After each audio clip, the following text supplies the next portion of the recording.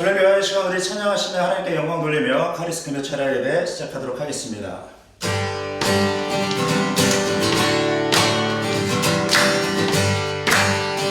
찬양합니다. 주의 이름 높이며 주의 이름 높이며 주를 찬양하나이다. 나를 구하오신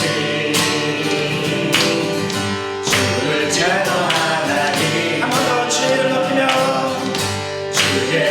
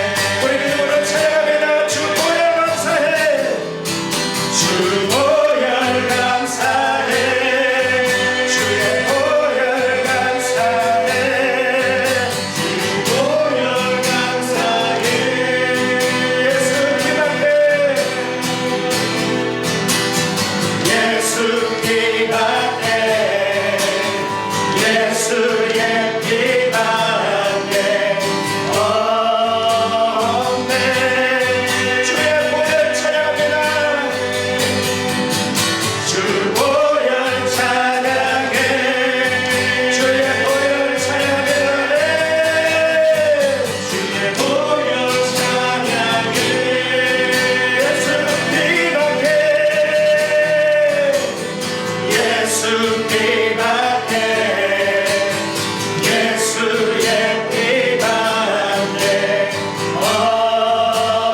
없네. 우리 죄를 씻기고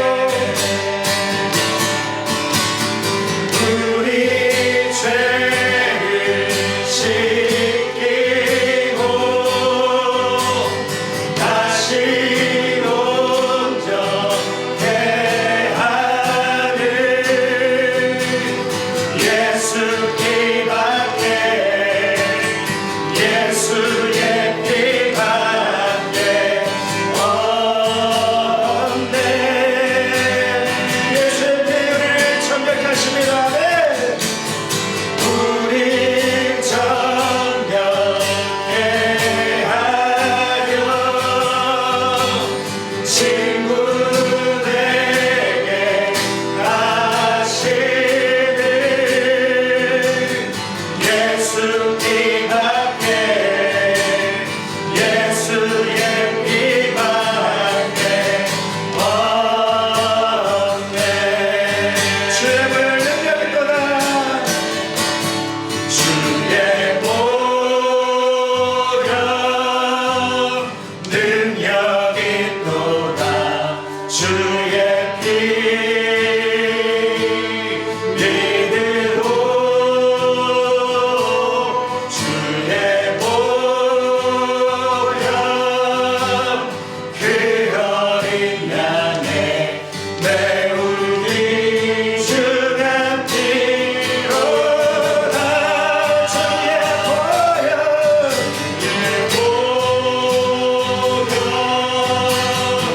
능력이 있도다. 주의 피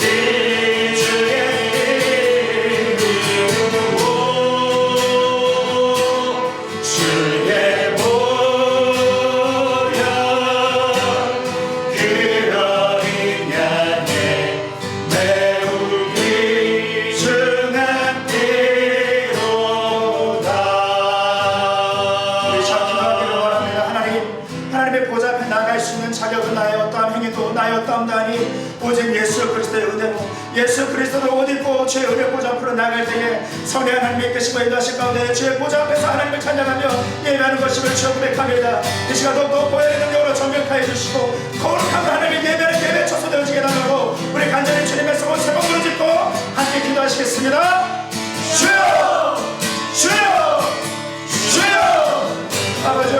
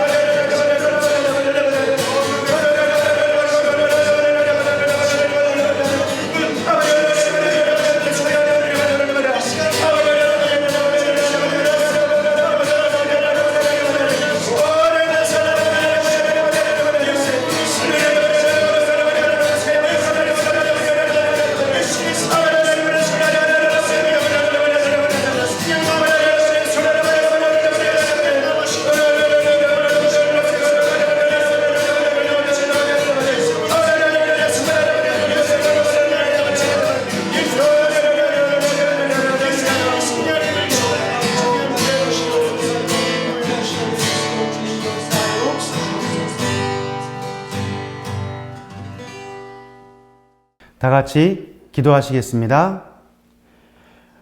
우리의 모든 삶을 주관하시고 역사하시는 아버지 하나님, 이번 한 주간도 그리고 오늘 하루도 저희들을 보호해 주시고 카리스톤 교회 금요철야로 인도하시니 감사드립니다.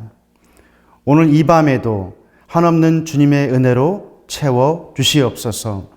지금 전 세계가 코로나19로 몸살을 앓고 있습니다. 속히 열방 가운데 그리고 대한민국 가운데 코로나19가 사라지게 하여 주시고 질병으로 고통당하는 영혼들을 치료하여 주시옵소서.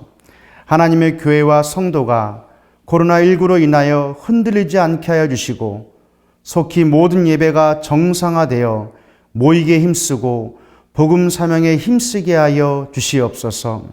무엇보다 여의도 순복음교회 모든 예배가 하루속히 정상화되어 하나님이 기뻐하시는 예배가 세워지게 하여 주시옵소서.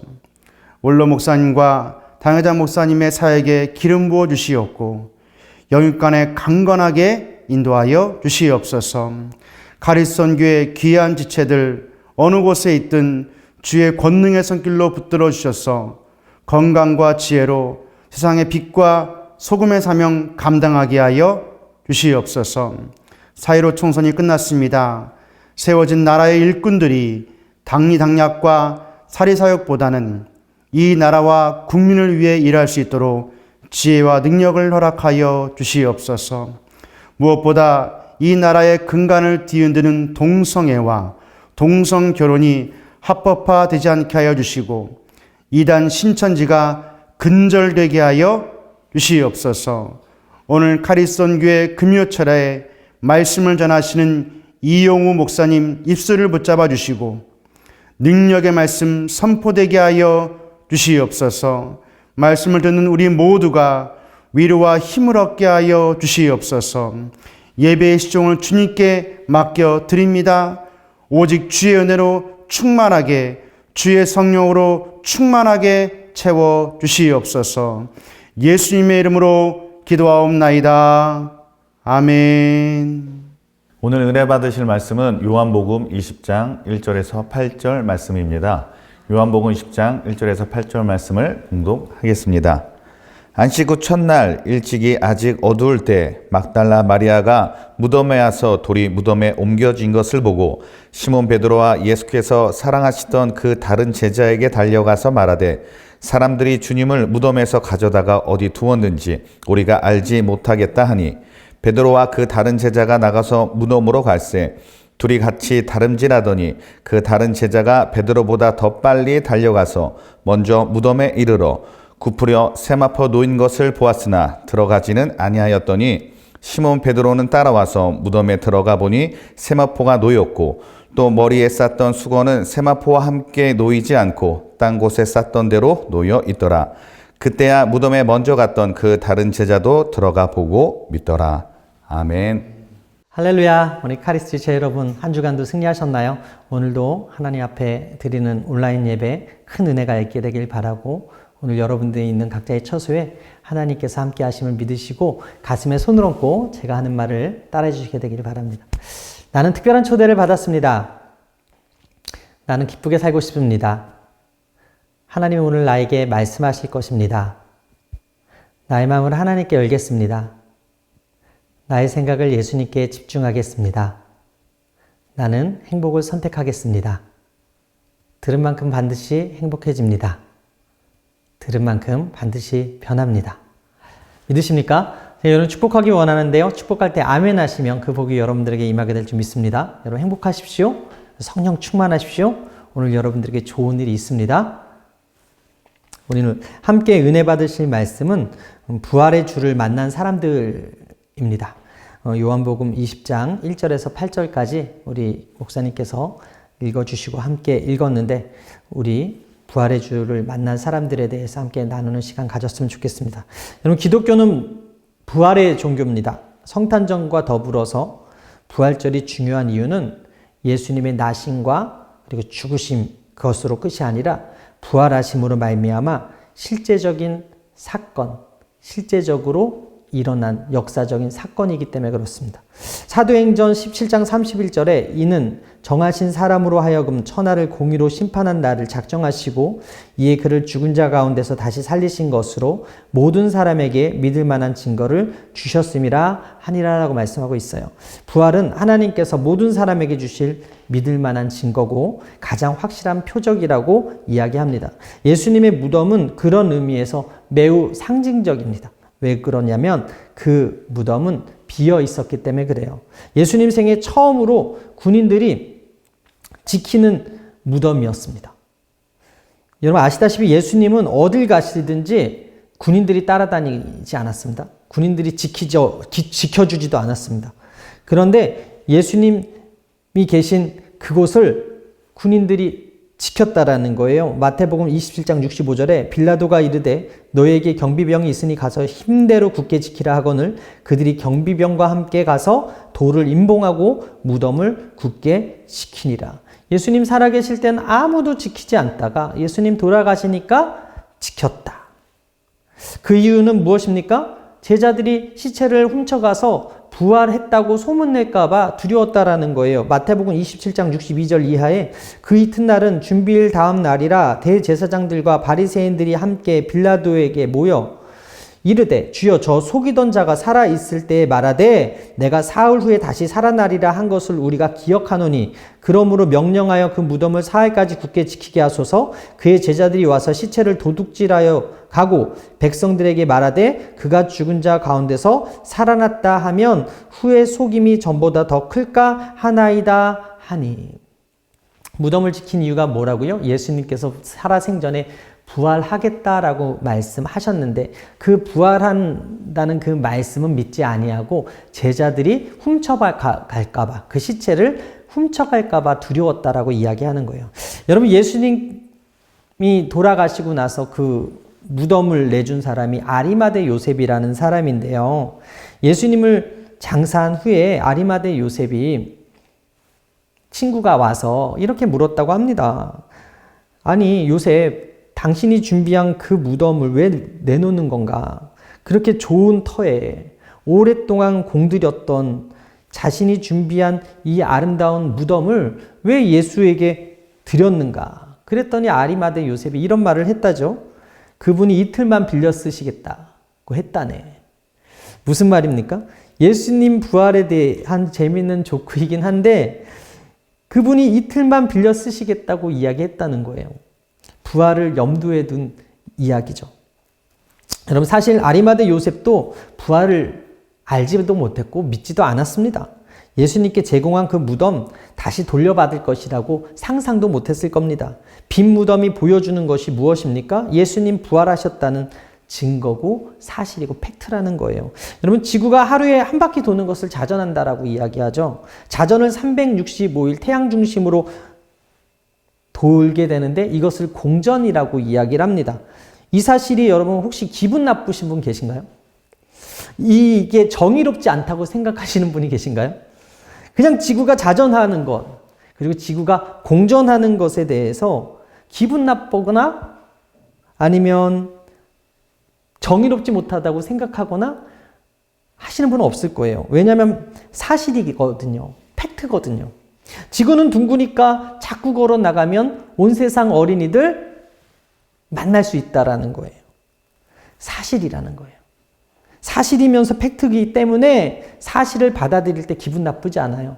팩트를 받아들일 때 이것으로 인해서 정의롭지 않다고 생각하지 않는다라는 거예요. 그런데 여러분 되게 신기한 게 400년 전만으로 돌아가면 이 기분 나쁜 정도가 아닌 지구가 둥글다고 얘기했다고 지구가 움직인다고 얘기했다고 그 말을 한 사람을 불태워서 죽여야 했던 그런 시절이 있었다라는 거 아십니까?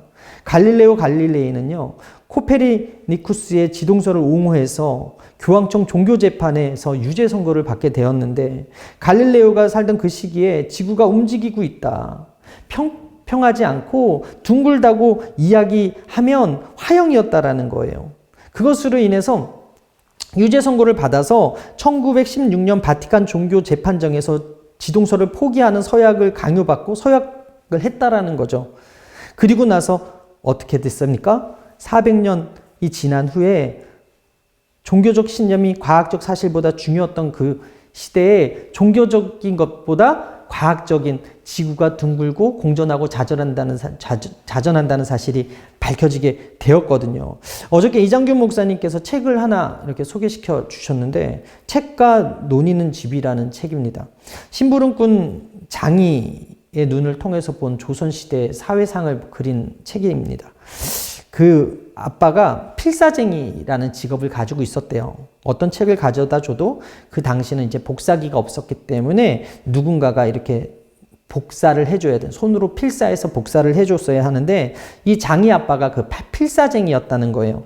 어떤 내용인지는 그에게 중요하지 않았고 단지 돈을 주면 그 내용을 필사하는 직업을 가졌던 그 아빠였는데 어느 날 관아에서 사람들이 들이닥쳐서 그 아빠를 잡아가더라는 거예요. 그리고 곤장을 내려쳤다라는 거죠. 그 이유가 무엇이었냐면 천주문을 필사해서라는 거예요. 여러분 천주문이 뭡니까? 하나님의 말씀이 기록된 책 아닙니까? 그 천주문을 필사했다는 이유로 곤장을 맞은 아빠는 결국 죽음에 이르게 되었고, 그 사건으로 말미암아 이 장이라는 그 아이가 성장하고 성숙하고 천주인으로 자라나게 된다라는 그런 내용의 이야기라고 합니다. 요사이 여러분 성경을 필사한다고 누가 잡아가요? 성경 필사한다고 누가 곤장 때립니까? 예수 믿는다고 감옥 갇히나요? 그런데 조선시대는 성경을 썼다는 것만으로도, 베껴 썼다는 것만으로도 잡아가서 목숨을 잃는 그런 경우가 있었다라는 거죠. 여러분, 진리의 말씀도 사람들이 동의하지 않으면 진리가 될 수 없다라는 것을 이 책이 우리에게 가르쳐주고 있는데, 요사이 팩트체크라는 말을 많이 하죠. 그래서 가짜가 난무하는 세상이기 때문에 이번에 선거철도 끝나서 정말 다행인데, 선거철에 엄청난 가짜 뉴스들이 많았지 않습니까?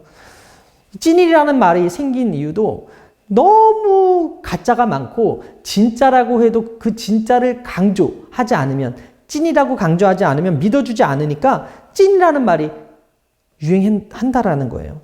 여러분, 폐암 투병 중인 개그맨 김철민 씨가 지난해 9월에 미국의 폐암 말기 환자가 유튜브에서 사용해서 효과를 보았다고 새 치료법이라고 해서 이야기했던 개구충제 펜벨디졸이 효과가 있다는 말에 약국에 가면요, 그 약을 구하기가 어려워졌어요.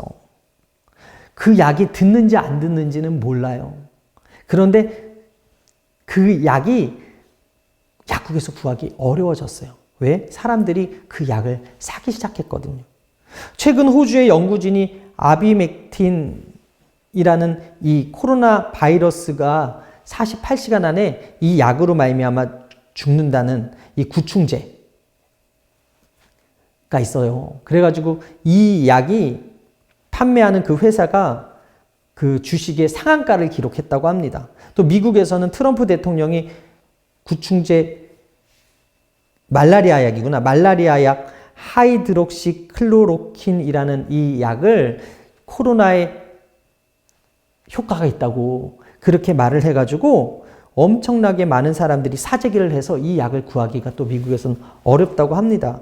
여러분, 그 신문 기사에 나오기는 이 치료제가 효과가 있지 않다라고 나왔는데, 그런데 팩트 체크도 하지 아니하고 사람들이 많이 믿으면 진실이 되어버리는 시대예요. 유명한 사람이 말하면 믿어버리는 시대예요. 이 시대는 우리가 말하는 게 진리가 아니다라고 말하지 않아요.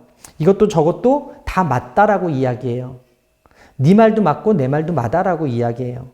타협을 만들어내는 거죠. 여러분, 예수님 당시 그들은요, 예수님의 부활이 거짓말이라는 가짜 뉴스를 만들어서 퍼뜨리게 했습니다. 마태복음 28장 12절 이하에 그들이 장로들과 함께 모여 의논하고 군인들에게 돈을 많이 주며 이르되 너희는 말하기를 그의 제자들이 밤에 와서 우리가 잘 때 그를 도둑질하여 갔다 하라. 만일 이 말이 총독에게 들리면 우리가 권하여 너희로 근심하지 않게 하리라 하니, 군인들이 돈을 받고 가르친 대로 하였으니 이 말이 오늘날까지 유대인 가운데 두루 퍼지니라. 예수님이 부활하셨는데 예수님 부활한 것을 가짜로 소문내라고 돈을 주면서 매수하는 장면이 기록되어 있는 거예요. 여러분, 어제 투표 잘 하셨습니까? 비례정당 그 찍는데 제가 표 보고 깜짝 놀랐잖아요. 30개 이상의 비례정당이 있는 것을 보고 깜짝 놀랐어요. 여러분, 정당은 무엇입니까? 자신의 이익에 맞는 사람들에서 모여서 만든 정치 집단이거든요. 그 정당들이 이야기하는 것이 여러분 다 맞는 진리입니까? 과연 그들을 뽑아 놓으면 자신의 그 목소리들이 다 맞는 진리가 될까요? 그렇지 않다라는 거예요. 그러면 민주주의라는 것은 또 다 맞는 말일까요? 60년대에 여러분 동성애가 DSM-4라는 그 정신의학 사전에서는 분명히 정신병에 분류되어 있었는데, 개정된 DSM-5라는 그 정신의학 사전에서는 이 동성애가 빠졌어요. 성적 취향이라는 것이죠. 60년대는 간통이 분명히 불법이었는데 이제는 합법이 되어버렸어요. 미국에서는 총기 소유가 합법인데 또 우리나라에서는 총기 소유가 불법입니다. 다수결, 민주주의가 사실도 진리도 아닌 이유를 우리는 어렵지 않게 찾을 수가 있습니다. 단지 많은 사람들이 지지하는 것을 옳다고 여기는 것 뿐이죠. 그러나 우리가 오늘 이 시간 정확히 깨달아야 되는 팩트가 무엇인가? 우리가 정확히 알아야 될 사실이 무엇인가? 그것은 바로 예수님 부활하셨다라는 거예요. 여러분, 신천지 교주 이만희가 스스로 말하기를 자신이 계시받은 자라고 말합니다. 선지자가 아닌 보혜사라고 이야기해요.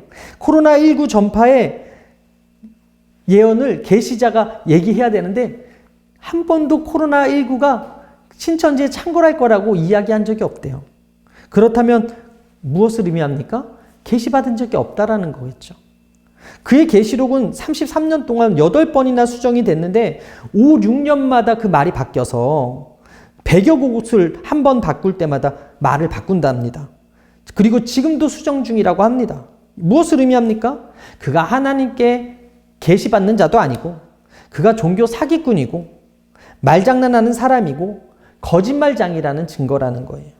그런데 우리 예수님께서 살아계실 때 당신이 사흘 만에 부활할 것을 말씀하셨거든요. 요한복음 11장 25절에 예수께서 이르시되 나는 부활이요 생명이니 나를 믿는 자는 죽어도 살겠고 무릇 살아서 나를 믿는 자는 영원히 죽지 아니하리니 이것을 내가 믿느냐? 마태복음 12장 47절에 요나가 밤낮 사흘 동안 큰 물고기 뱃속에 있었던 것 같이 인자도 밤낮 사흘 동안 땅속에 있으리라. 마태복음 27장 63절 주여 저 속이던 자가 살아있을 때에 말하되 내가 사흘 후에 다시 살아나리라 한 것을 우리가 기억하노니. 요한복음 2장 12절에 예수께서 대답하여 이르시되 너희가 이 성전을 헐라 내가 사흘 동안에 일으키리라 라고 말씀하고 있어요. 생전에 예수님께서 뭐라고 말씀하셨다고요? 내가 부활할 거야 라고 말씀하셨어요. 그 말씀하신 것이 사람들에게 들렸고 어떤 사람은 그것을 믿었고 어떤 사람은 그것을 거짓말로 여겼다는 거예요. 어떤 사람들에게는 돈 주고 진실을 은폐할 만큼 있어서는 안 된 사실이고 두려움이었어요. 그러나 이 사실이 오늘 사는 우리에게 얼마나 기쁜 소식인지 모릅니다. 여러분, C.S. 루이스가 이런 말을 했어요. 예수님의 최대 업적은 그분이 부활의 메시지를 선포하신 것이고 그 메시지로 다시 사신 것이다. 여러분, 부활은 놀라운 하나님 말씀의 성취입니다. 창세기부터 요한계시록까지 기록된 하나님의 말씀이 하나씩 성취되어 가고 있는데 이런 일 저런 일 다 있어도 이런 일 저런 일 다 벌어져도 우리가 기억해야 될 것은 무엇입니까? 하나님 말씀이 성취되어지고 있다라는 거예요. 여러분, 예수님 말씀하지 않았습니까? 마태복음 24장 4절 이하에 예수께서 대답하여 이르시되 너희가 사람의 미혹을 받지 않도록 주의하라. 많은 사람이 내 이름으로 와서 이르되 나는 그리스도라 하여 많은 사람을 미혹하리라. 난리와 난리 소문을 듣겠으나 너희는 삼가 두려워하지 말라. 이런 일이 있어야 하되 아직 끝은 아니니라. 여러분, 신앙생활은 예수님 말씀대로 살아가는 거예요. 믿으시면 아멘. 무덤에 계시지 아니하시고 사망과 권세와 음부와의 권세를 이기신 예수님의 말씀이 우리들의 삶의 지표가 되어서 살아갈 때 우리의 삶은 능력이 있는 거예요. 우리의 삶은 힘이 있는 거예요. 우리는 오늘 승리할 수 있다라는 거예요. 여러분, 오늘 제가 부활의 예수님을 만난 사람 세 부류를 소개시켜 드릴 텐데 부활의 주를 만난 사람들이 어떤 사람들이고 그들이 어떻게 변했는가, 그들이 이 예수님을 만나고 어떤 삶을 살았는가 함께 나눠봤으면 좋겠습니다. 첫 번째가 누구냐면 울고 있는 막달라 마리아라는 것입니다. 예수님이 시신이 무덤에서 사라진 것을 가장 먼저 발견한 것이 누구였냐면 바로 막달라 마리아였습니다. 요한복음 20장 1절 이하에 안식 후 첫날 일찍이 아직 어두울 때 막달라 마리아가 무덤에 와서 돌이 무덤에서 옮겨진 것을 보고 마가복음 16장 6절에 청년이 이르되 놀라지 말라 너희가 십자가에서 못 박히신 나사렛 예수를 찾는구나. 그가 살아나셨고 여기 계시지 아니하리라. 보라 그를 두었던 곳이니라. 여러분, 마리아는 예수님이 시신이 사라진 빈 무덤을 쳐다보고 울었습니다. 요한복음 20장 11절에 마리아는 무덤 앞에 서서 울고 있더니 울면서 구부려 무덤 안을 들여다보니 흰옷 입은 두 천사가 예수의 시체 뉘었던 곳에 하나는 머리편에 하나는 발편에 앉았더라. 무덤가에서 여인이 할 수 있는 것은 그저 우는 것뿐이었어요. 신학자 렌스키라는 사람이요 본문을 주석하면서 이렇게 말했습니다. 막달라 마리아는 예수님의 시신이 없어진 까닭에 울었으나 만약 그날 예수님의 시신이 무덤 속에 있었다면 그녀와 우리는 영원히 울게 되었을 것이다. 만약 예수님의 시신이 그 무덤 속에서 사라지지 아니하고 그대로 있었다면 생명과 부활의 종교인 기독교는 존재하지 않을 것입니다. 이만희와 같이 예수님은 거짓말쟁이가 되었을 것입니다. 그러나 그 무덤은 비어 있었다라는 거예요. 어떻게 그분이 우리의 눈물을 닦아줄 수 있어요? 그분이 부활하셨기 때문에 그래요. 우리의 죽음의 문제를 어떻게 해결할 수 있어요? 그분의 무덤이 비어있기 때문에 그래요. 본문의 막달라 마리아는요, 청순한 마리아와는 다른 본래 7귀신 들렸던 여인이었어요. 누가복음 8장 1절 이하에 그 후에 예수께서 각 성과 마을에 두루 다니시며 하나님의 나라를 선포하시며 그 복음을 전하실새 12제자가 함께하였고, 또한 악기를 쫓아내신과 병 고침을 받은 어떤 여자들 곧 7귀신이 나간 자 막달라인이라 하는 마리아와, 여러분 성경이 소개하는 그 여인은요, 그가 7귀신에 들려 있었다라는 거예요. 7귀신에 들려 있었다는 것은 무엇을 의미하냐면 도덕적으로, 정신적으로, 육체적으로, 심리적으로, 영적으로 심각하게 무너져 있는 상태라는 것입니다. 그런 그녀가 예수님을 만납니다. 그리고 그 7귀신이 쫓겨져 나갔습니다. 그녀의 삶이 예수님으로 인해서 새로워지기 시작합니다. 예수님 제자들이 십자가를 지키지 못하고 두려움에 다 떠나갔을 때, 그때에도 그녀는 그 십자가 밑에서 예수님 곁을 지켰습니다. 요한복음 19장 25절에 예수의 십자가 곁에는 그 어머니와 이모와 글로바의 아내 마리아와 막달라 마리아가 섰는지라. 예수님께서 돌아가신 그 사흘째 되던 주일 이른 새벽에 막달라 마리아는 예수님이 누워 계신 그 무덤을 찾아갔어요. 그 이유가 무엇입니까? 예수님 시신의 향품을 발라드리기 위해서. 마가복음 16장 1절 이하에 안식일이 지남에 막달라 마리아와 야고보의 어머니 마리아 또 살로메가 가서 예수께 바르기 위하여 향품을 사다 두었다가 안식 후 첫날 매우 일찍이 돋을 때 그 무덤으로 가며. 여러분, 예수님의 제자들은 부활의 메시지를 잃어버렸습니다. 그래서 예수님이 부활하신다는 사실을 까맣게 잊고서 그 안식 후 첫날에 그 무덤으로 찾아오지 않았어요. 그런데 그녀는 예수님께 달려갔어요. 그리고 부활의 주님을 만났어요. 요한복음 20장 15절에 예수께서 이르시되 여자여 어찌하여 울며 누구를 찾느냐 하시니 마리아는 그가 동산직인 줄 알고 이르되 주여 당신이 옮겼거든 어디 두었든지 내게 이르소서 그리하면 내가 가져가리이다. 예수께서 마리아야 하거늘 마리아가 돌이켜 히브리 말로 랍오니 하오니 이는 선생님이라는 말이라. 부활하신 예수님을 만났습니다. 너무 감격해서 선생님하고 불렀어요. 그리고 마리아의 눈물이 그쳐졌어요. 슬픔이 변하여 춤이 됐어요. 3년 반 동안 주님 곁에서 있었던 그 12제자, 부활의 아침에 예수님을 만난 것이 아니라 부활의 아침에는 울고 있던 그녀가 예수님을 만났고 그 예수님을 만난 그녀는 울음을 멈추고 기쁨을 회복했다는 거예요.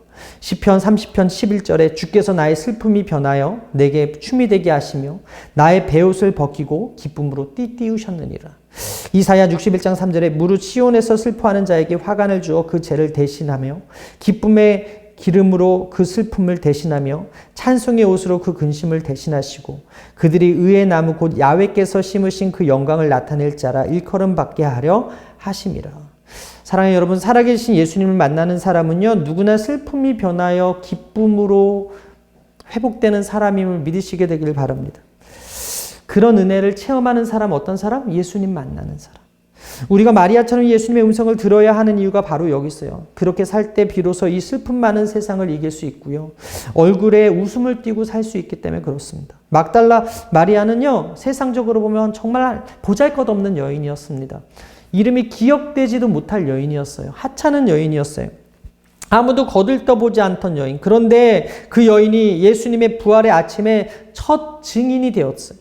거기서 멈추지 아니하고 예수님께서 그녀에게 사명을 주시는데 부활하신 예수님께서 부활의 소식을 전하라고 이야기하는 거예요. 요한복음 20장 17절에 예수께서 이르시되 나를 붙들지 말라 내가 아직 아버지께로 올라가지 아니하였노라.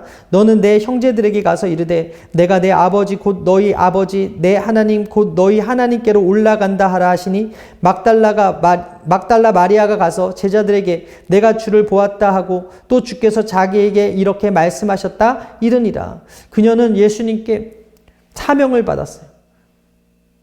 그리고 달려갔어요. 그리고 내가 주를 보았다라고 선포합니다. 여러분, 마리아가 잘한 일이 무엇입니까? 그녀는요, 십자가에서 예수님과 고통을 함께 했습니다. 빈 무덤에서 예수님의 무덤을 보고 울었습니다. 막달라 마리아가 예수님과 상관없이 살았다면 우리는 그녀의 이름을 기억하지 못했을 것입니다. 그런데 부활절이면 어김없이 나오는 여인 중에 거론되는 이름이 바로 막달라 마리아입니다. 그녀는 비천한 인생이었지만 그 비천한 인생이 얼마나 고귀한 인생이 될 수 있는지 우리는 이 본문을 통해서 볼 수 있어요. 막달라 마리아를 통해서 주시는 오늘의 교훈이 무엇입니까? 아무리 하찮은 인생이라도, 아무리 보잘것없는 인생이라도, 아무리 비천한 인생이라도 그 인생에 예수님을 만나고 그 예수님을 주인으로 삼고 그 중심에 예수님을 모실 때 예수님이 그 하찮은 인생 가운데 오셔서 빛나고 아름다운 인생으로 만들고 변화시켜 주신다는 것입니다. 우리 눈에서 눈물을 닦아주시고 슬픔이 변하여 기쁨이 되게 해주신다라는 것입니다. 예수님을 보았다고 전할 수 있는 자격과 특권의 사람으로 만들어 주신다라는 것입니다. 여러분, 예수님을 만난 이후에 막달라 마리아는 더 이상 귀신 들린 사람이 아니었고 창녀가 아니었고 더 이상 하찮은 존재가 아니었어요. 당당히 부활의 증인이 되어서 예수 그리스도의 다시 사심을 온 세상에 선포할 인류의 첫 증인이 되었다라는 것입니다. 오늘 이 시간 예수님을 만나면 우리 마음에 우울한 마음과 슬픈 마음이 사라지고 보잘것없고 하찮은 인상이 쓰임받고 귀한 인생으로 변함을 우리가 마리아를 통해서 배울 수 있다는 것이고요. 두 번째 따라하겠습니다. 두려움에 빠진 제자들. 예수님을 만나기 전에 제자들은 두려움에 빠져 있었습니다. 여러분, 예수님은 평강의 왕이세요. 믿으시면 아멘.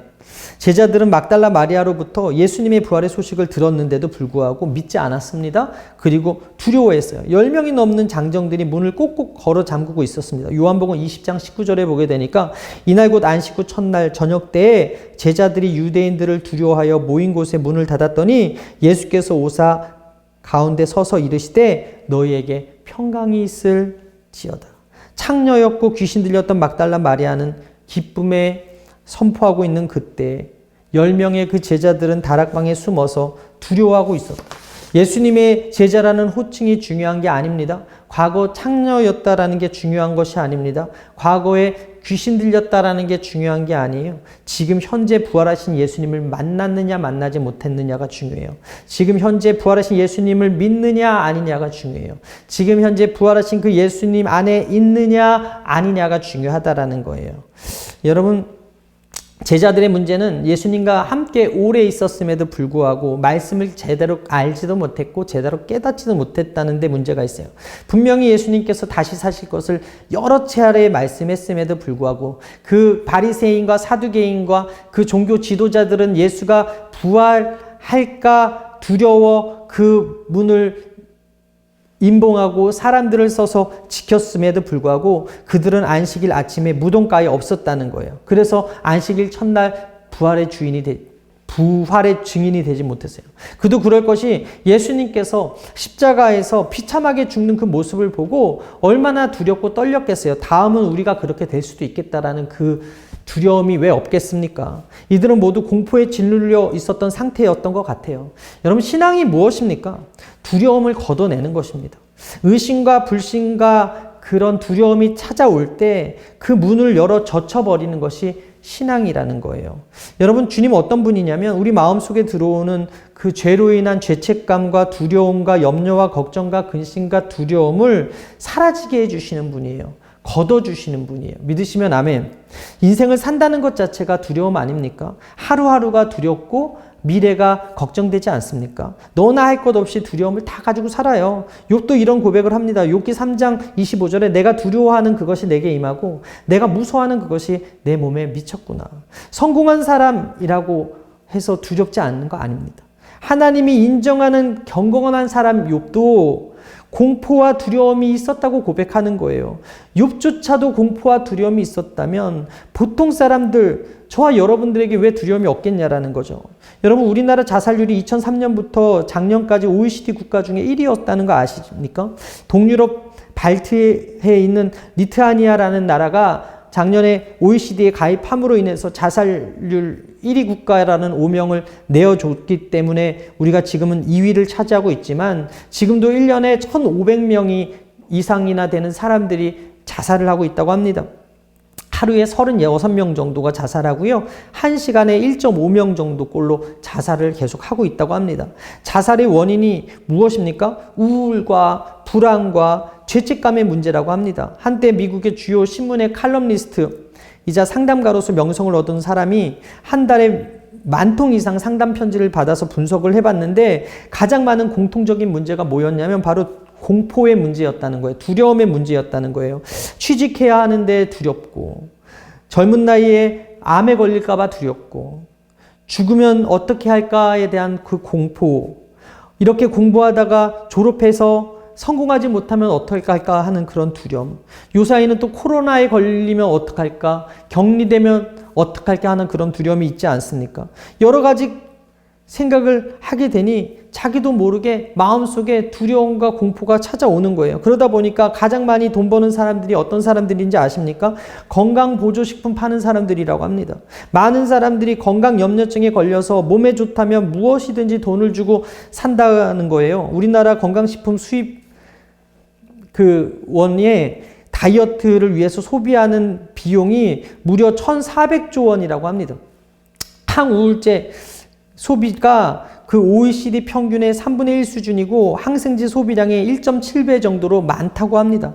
그만큼 불안하고 그만큼 우울하고 그게 지금 우리 작금의 현실이라는 거예요. 여러분 이것이 무엇을 의미해요? 마음에 공포가 있다는 거예요. 불안과 공포 때문에 자살하는 사람들이 늘어나고 병에 걸릴까 봐 죽을까 봐 하는 불안과 공포 때문에 돈을 쓰고 있다는 거예요. 코로나로 인해서 전 세계가 경제가 타격을 입고 있습니다. 오늘 뉴스 보니까 미국의 백화점 콜스라는 그 회사에서 1,200억 주문을 일방적으로 취소해서 한국의 의료업체가 큰 타격을 입었다는 뉴스를 보았습니다. 이럴 때 우리 마음이 어떻습니까? 아, 경제가 더 어려워지겠구나 하는 그런 두려움이 있지 않습니까? 여러분 왜 재난 지원금을 나라에서 준다고 이야기하고 있습니까? 긴급 양육 보조금을 준다고 이야기하고 있나요? 경제가 무너질까 두려운 거예요. 이 두려움을 어떻게 없애요? 새로 선출된 국회의원이 없애줄 수 있습니까? 긴급 재난 구조 비용 받으면 해결될 수 있습니까? 제자들의 두려움 어떻게 사라졌습니까? 두려움의 해결책은 예수님밖에 없다는 거예요. 예수님과 함께 할 때 그 두려움이 사라질 수 있다라는 거예요. 어둠이 언제 사라집니까? 빛이 임하면 사라지듯이 우리 마음에 두려움 언제 사라집니까? 예수님이 마음속에 들어올 때 사라질 수 있다라는 거예요. 부활하셔서 살아서 말씀하시는 예수님을 만난 이후에 제자들의 삶이 달라진 것을 우리가 성경을 통해 볼 수 있거든요. 요한복음 20장 19절에 이날 곧 안식 후 첫날 저녁 때에 제자들이 유대인을 두려워하여 모인 곳에 문들을 닫았더니 예수께서 오사 가운데 서서 이르시되 너희에게 평강이 있을지어다. 예수께서 또 이르시되 너희에게 평강이 있을지어다. 아버지께서 나를 보낸 것 같이 나도 너희를 보내노라. 우리가 두려움의 그 문을 빗장을 꽉 닫고 있고 불안과 우울의 빗장을 꽉 닫고 있어도 예수님께서 훅 들어오셔서 말씀하시는 거예요. 너희에게 평강이 있을지어다. 너희에게 평강이 있을지어다. 오늘 이 시간 말씀 듣고 있는 여러분들에게 평강이 있을 줄 믿습니다. 예수님께서는요, 부활하신 후에는 육하고는 상관이 없이 어느 누구도 마음의 문을 열고 주님을 모시기만 하면, 영접하기만 하면 그 마음의 불안과 두려움과 염려와 근심을 몰아내버려 주시고 주님이 주시는 생명과 평안과 기쁨으로 충만하게 채워주시는 좋으신 예수님이심을 믿으시게 되기를 바랍니다. 이 말씀은 예수님 부활 이후에 제자들에게 처음 주신 말씀이에요. 너에게 평안이 있을지어다. 평강이 있을지어다. 이것은 부활하신 예수님이 제일 먼저 주기 원하셨던 마음이라는 거예요. 제자들이 두려워요. 제자들이 무서워요. 공포에 사로잡혀 있어요. 그 마음속 심령 속에 참된 평강이 충만하기를 원하시는 것이 바로 예수님의 마음이었다는 거예요. 예수님께서는 믿음의 사람은 어떤 상황 속에서도 평강의 사람이어야 함을 가르쳐주고 싶었다는 거예요. 여러분, 평강의 원천이 누구예요? 부활하신 예수님이라는 거예요. 인간에게 가장 두려워하는 문제가 바로 이 죽음의 문제인데, 이 죽음의 문제를 깨트리시고 부활하신 주님이 그 제자들에게 오셔서 한 첫 마디가 너희에게 평강이 있을지어다 였어요. 이 말씀을 받은 제자들이 기뻐했다고 성경은 기록합니다. 요한복음 20장 20절에 이 말씀을 하시고 손과 옆구리를 보이시니 제자들이 주를 보고 기뻐하더라. 여행을 가다 보면 여러분 호텔방에 옷장 안에 금고가 있는 것을 봅니다. 귀중한 것은 그 속에 넣어두라는 거고요. 거기에 또 써 있어요. 방 안에 이런 글이 써 있어요. 더 귀중한 것이 있다면 호텔 프런트에 맡기십시오. 호텔 프런트 금고에 맡기시면 저희가 맡아드리겠습니다. 만약 호텔 프런트에 맡기지 않은 물품이 분실되면 저희가 책임지지 않습니다라고 써 있어요. 여러분, 맡길 것만 책임져 준다는 거예요. 여러분, 우리는 잠시 있다 떠나가는 나그네 같은 사람들입니다. 한마디로 투숙객이에요. 이 세상 주인 되시는 주님께서 우리에게 뭐라고 말씀하시냐면 맡기라고 이야기하는 거예요. 베드로전서 5장 7절 너희 염려를 다 주께 맡기라 이는 그가 너희를 돌보심이라. 잠언 16장 3절에 너희 행사를 야에게 맡기라 그리하면 내가 경영하는 것이 이루어지리라. 시편 37편 5절에 내 길을 야에게 맡기라 그를 의지하면 그가 이루시고. 여러분 따라하겠습니다. 맡길 때 맡아주신다. 맡기는 것만큼 평안하다. 우리가 맡길 때 맡아주시고 맡길 때 평안이 임해 온다는 거예요. 여러분, 나그네 같은 인생길에 주님께서 말씀을 주셨는데 그 말씀이 뭐예요? 너희가 두렵니? 너희가 불안하니? 너희가 떨리니? 너희 미래가 어둡니? 마음이 우울하니? 내게 맡겨. 그럼 내가 너에게 알지 못하는 평강과 기쁨과 은혜로 충만하게 채워줄게. 그렇게 말씀하는 거예요. 여러분, 맡긴다는 것은 그분이 결과를 선하게 책임져 주심을 믿고 어떤 상황 속에서도 그분의 말씀대로 살아가는 것을 의미하지 않습니까? 요한복음 14장 27절에 평안을 너에게 끼치노니 곧 나의 평안을 너에게 주노라. 내가 너에게 주는 것은 세상이 주는 것과 같지 아니하니라. 너희는 마음에 근심하지 말고 두려워하지도 말라. 여러분, 빗장을 걸어 잠근 제자들의 방에 오셔서 평강이 있어라, 평강이 있을지어다 라고 선포하셨던 그 예수님께서 오늘 마음의 두려움으로 공포로 떨고 있는 우리 마음 가운데 오셔서 뭐라 그래요? 평강이 있을지어다 라고 말씀하고 있어요. 여러분 삶을 아끼시게 되길 바랍니다. 평강의 하나님께서 평강의 삶으로 책임져 주실 수 있기 때문에 오늘 종의 입술을 통하여서 다시 한번 말씀하고 있다는 거예요. 우리가 어떤 상황 속에서도 담대할 수 있는 이유가 무엇입니까? 평안할 수 있는 이유가 무엇입니까? 그렇게 할 수 있는 단 한 가지 이유는 예수님이 세상을 이기셨거든요. 요한복음 16장 33절 이것을 너에게 이르는 것은 너희로 내 안에서 평안을 누리게 하려 함이라. 세상에서는 너희가 환난을 당하나 담대하라. 내가 세상을 이겼노라. 죽음을 이기셨기 때문에 마귀의 권세와 음부의 권세를 이기시고 부활하셨기 때문에 우리는 그 명령에 순종하고 그 말씀을 받아들일 때 평안할 수 있다라는 거예요. 여러분, 제자들이 그 말씀 받고 나서 어떻게 변했습니까? 요한복음 2장 20절에 보게 되면 죽은 자 가운데서 살아나신 후에야 제자들이 이 말씀하신 것을 기억하고 성경과 예수께서 하신 말씀을 믿었다라고 이야기합니다. 부활의 예수님을 만나면 믿음이 생기는 거예요. 사도행전에 보게 되면 사도들이 성령의 권능으로 전했던 것이 누구였냐면 살아계신 예수님이었어요. 사도행전 4장 33절에 사도들이 큰 권능으로 주 예수의 부활을 증언하니 무리가 큰 은혜를 받아. 십자가에서 달려서 죽으신 예수님 바라봤을 땐 두려웠는데 부활하신 예수님 만나고 나서 살아계신 예수님을 담대히 증거했다라고 성경은 이야기합니다. 오늘도 살아계시고 부활하셔서 나의 삶 가운데 찾아오셔서 함께 하시길 원하시는 그 예수님 만나면 우리 안에 있는 모든 불안과 공포와 어둠의 세력을 넉넉히 이길 수 있음을 믿으시게 되기를 바랍니다. 세상을 이기고 죽음을 이기고 인간의 슬픔을 기쁨과 환희로 바꾸실 그분이 우리의 보호자가 되시고 우리의 모든 염려와 걱정과 근심을 맡기라고 말씀하시오니 오늘 그 예수님을 여러분 마음 가운데 인정하고 환영하고 모시고 의지하고 받아들임으로 말미암아 오늘 이 시간 두려움에 휩싸여 계신 분이 있다면 마음이 불안하신 분이 있다면 다시 찾아오셔서 너에게 평강이 있을지어다 말씀하시는 그 주님의 음성이 들려지는 은혜가 있게 되기를 주님의 이름으로 축원합니다. 마지막입니다. 의심하는 도마를 만났습니다. 예수님께서 부활하셨다는 소식을 들었음에도 불구하고 예수님의 제자 도마는 믿지 않았어요. 요한복음 20장 24절에 12제자 중에 하나로서 디두모라 불리는 도마는 예수께서 오셨을 때 함께 있지 아니한지라. 다른 제자들이 그에게 이르되 우리가 주를 보았노라 하니 도마가 이르되 내가 그의 손에 못자국을 보며 내 손가락을 그 못자국에 넣으며 내 손을 그 옆구리에 넣어보지 않고는 믿지 아니하겠노라 하니라. 여러분, 도마의 별명이 의심 많은 자였는데 도마는 10명의 제자들이 함께 모여 있을 때 무슨 일 때문이었는지는 몰라도 밖에 나가고 그 자리에 없었습니다. 9명의 제자가 10명의 제자가 예수님이 부활했다고 하는데 자기 혼자서만 못 믿겠다고 하는 거예요. 여러분, 의심도 일종의 부정적인 믿음이거든요.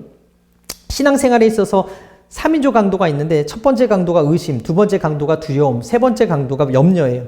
이 강도가 들면 신앙생활에 적신호가 켜져요.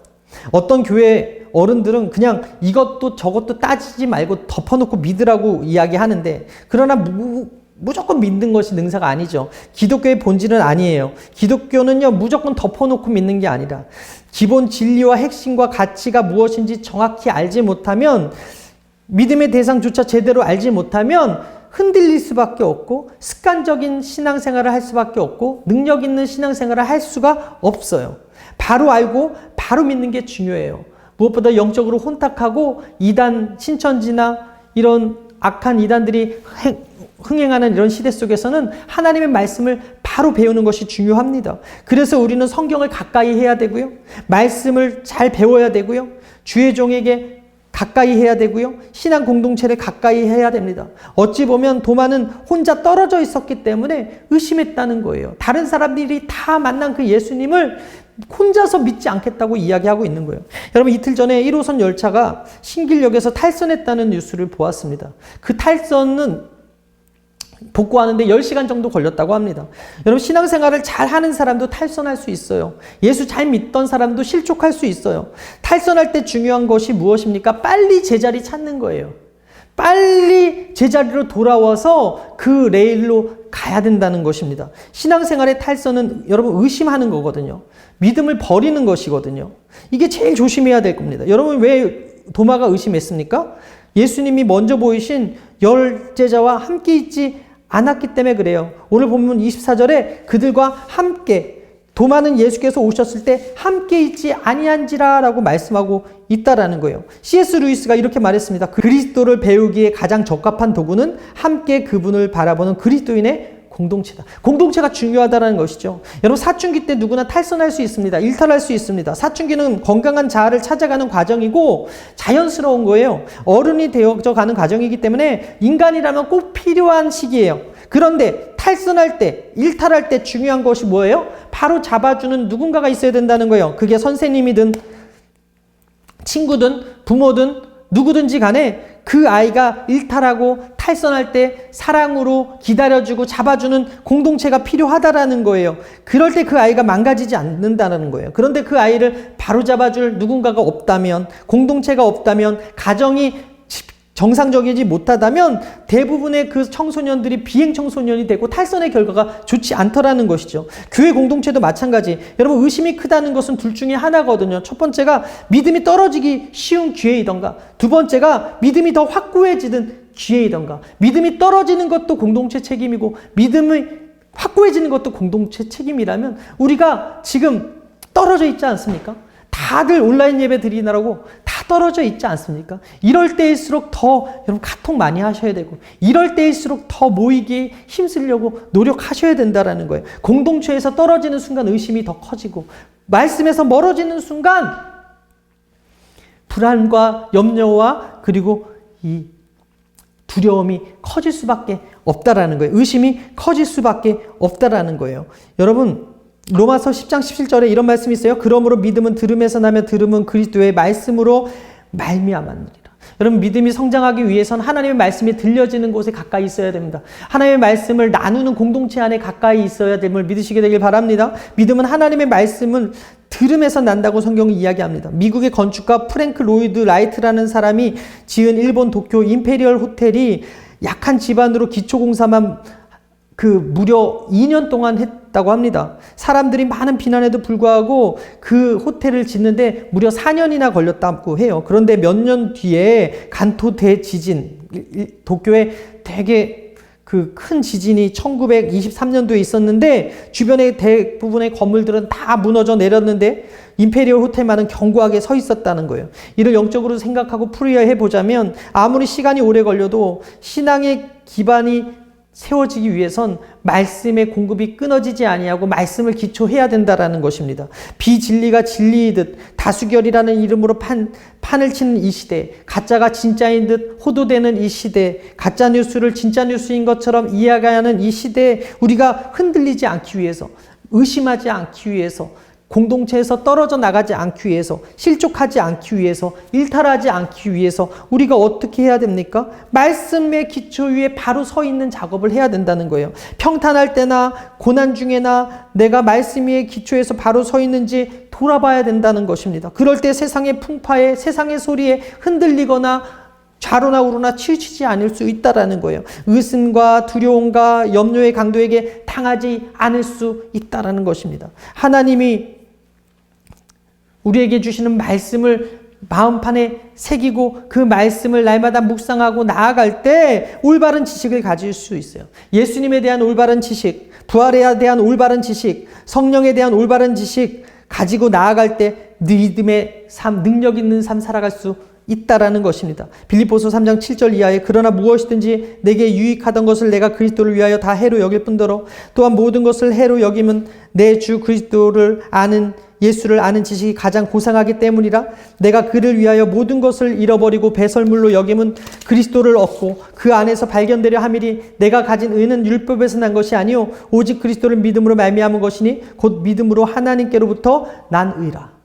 따라서 우리가 지향해야 될 목표가 무엇이냐? 바로 예수 그리스도예요.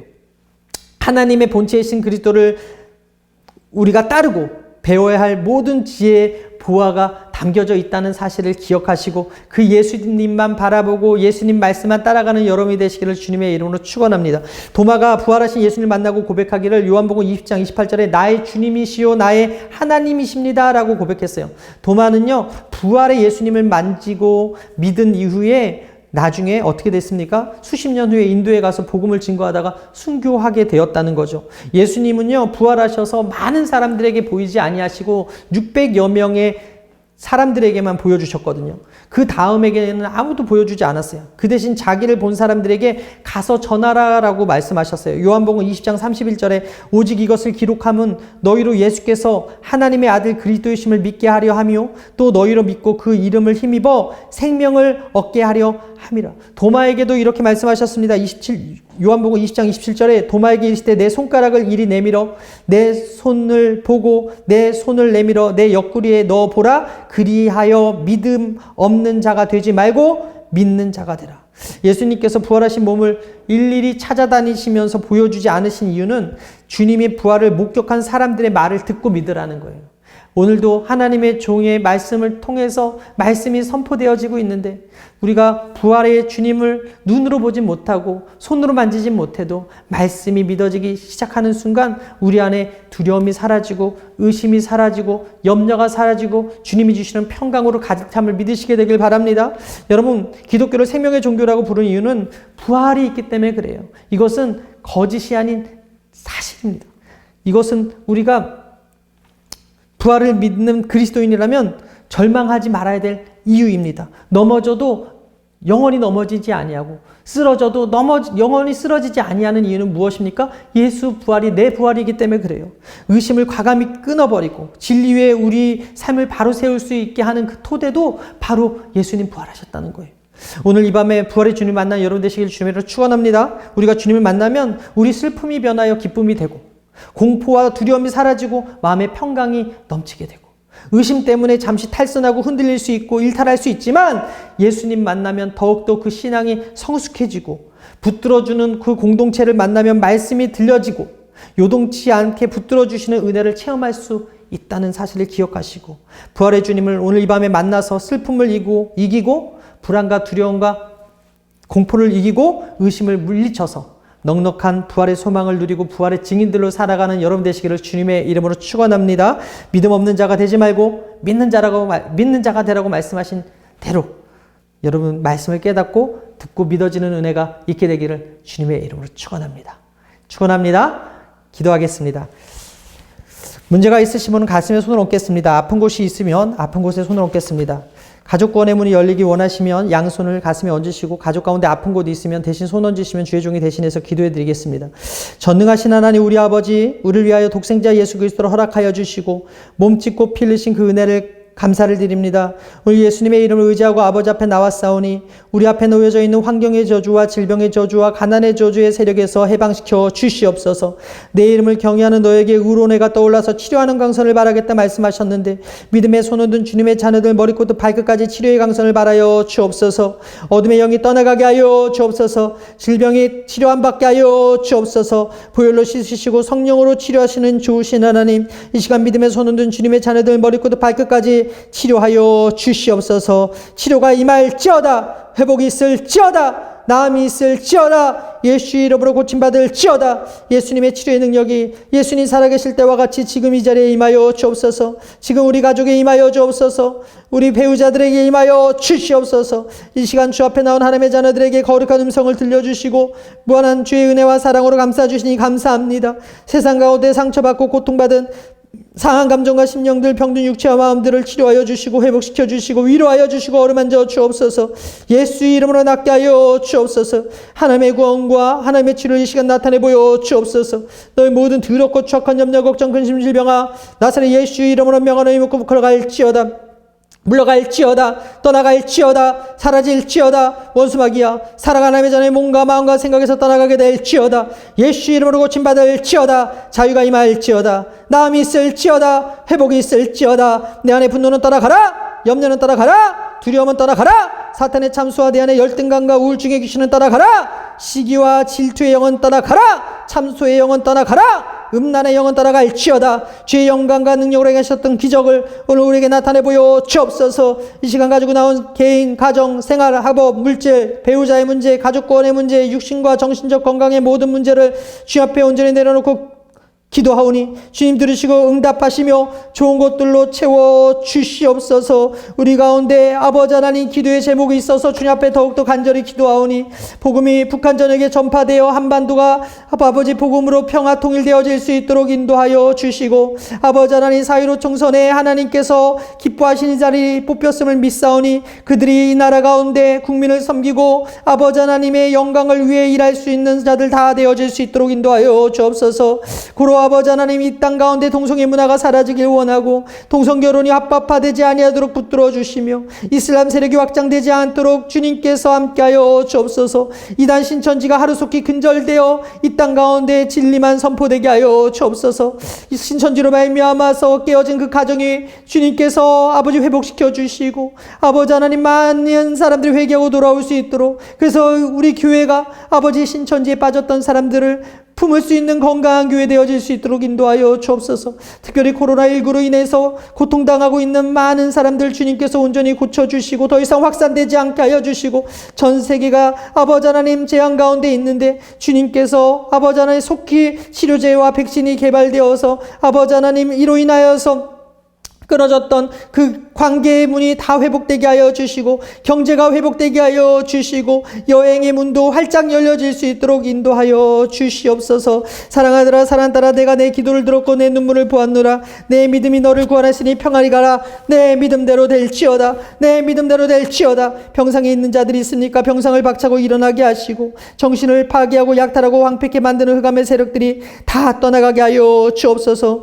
우리의 기도를 들으시고 우리 함께 하실 주님을 찬양하고 높여드립니다. 주님 홀로 영광받아 주옵소서. 오늘 이 시간에 가지고 나온 모든 문제를 주 앞에 맡겨드렸사오니 주님의 놀라운 것과 좋은 것들로 풍성하게 채워주시고 아버지 각 처소에서 온라인으로 예배드리고 있는 귀한 우리 카리스 공동체에 지체한 사람 한 사람에게 건강 지켜주시고 다시 만나는 그날까지 아버지 하나님 부활의 주님을 만나는 기쁨과 감격 속에 평안이 있을지어다. 기쁨이 넘칠지어다. 믿음의 믿음이 더하여질지어다. 믿음대로 될지어다. 감사드리며 이 모든 말씀 살아계신 예수님의 이름 받들어 축복하며 감사하며 간절히 기도합니다. 아멘. 지금 우리 주 예수 그리스도의 원하신 은혜와 아버지 하나님의 영원하신 사랑하심과 보혜사 성령님의 내주 교통 인도 충만케 하시는 역사가 오늘 귀한 금요철야 예배 마치고 돌아가는 하나님의 사람들의 개인과 가정과 자녀와 사업과 직장과 학교와 모든 것 위에 지금부터 영원토록 함께 있을지어다. 아멘.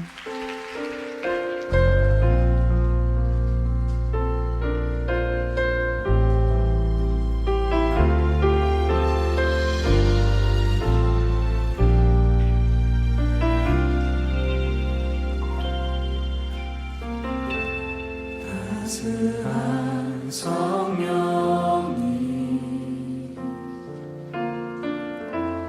마음으로 보내 내 몸을 감싸며 주어지는 평안 만족함을 느끼네. 사랑과 진리에 사랑과 진리에 한 줄기 빛보내 내 몸을 감싸며 주어지는 평안 그 사랑을 느끼네. 부르신 곳에서 나는 예배하네. 어떤 상황에도 나는 예배하네. 부르신 곳에서 나는 예배하네. 어떤 상황에도 나는 부르신 곳에서 부르신 곳에서 나는 예배하네. 어떤 상황에도 나는 예배하네. 부르신 곳에서 나는 예배하네. 어떤 상황에도 나는 예배하네. 내가 걸어갈 때 내가 걸어갈 때 기도하고 살아갈 때 삶이 되는 그곳에서 예배하네. 내가 걸어갈 때 기도하고 살아갈 때 삶이 되는 그곳에서 예배하네. 내가 걸어갈 때 내가 걸어갈 때 기도하고 살아갈 때 삶이 되는 그곳에서 예배하네. 내가 걸어갈 때 기도하고 살아갈 때 삶이 되는 그곳에서 예배하네. 부르신 곳에서 나는 예배하네. 어떤 상황에도 나는 예배하네. 부르신 곳에서 나는 예배하네. 어떤 상황에도 여러분들과